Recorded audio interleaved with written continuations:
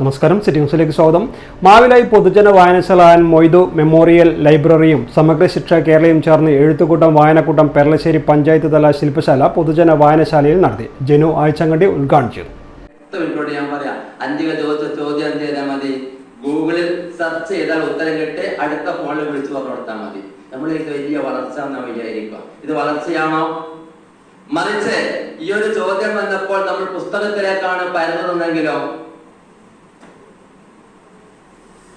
പുസ്തകത്തിൽ അതിന്റെ അപ്പുറം ഇപ്പുറമുള്ള ഒന്ന് രണ്ട് കാര്യങ്ങൾ കൂടി നമ്മളെ കാണുകയോ വായിക്കുകയോ ചെയ്യും. ഇത് മാറ്റാണ്. അർത്ഥം കിട്ടാൻ ഒരു ഡിക്ഷണറി വരുമ്പോൾ എന്താ ഗുണം? ഗൂഗിൾ നമ്മുടെ മൊബൈൽ ഫോണിലെ ഡിക്ഷണറി എടുത്തിട്ട് ഒരു പദം കിട്ടിയിട്ട് ടൈപ്പ് ചെയ്ത അപ്പം അതിന് അർത്ഥം കിട്ടി. അതിന്റെ അർത്ഥം മാത്രമേ വേറെ അർത്ഥം ഉണ്ടാവൂല. എ വി ഗംഗാധരൻ അധ്യക്ഷനായി. കെ വി ജയരാജ് പദ്ധതി വിശദീകരിച്ചു. T K Rajan, P V Suresh Babu എന്നിവർ സംസാരിച്ചു.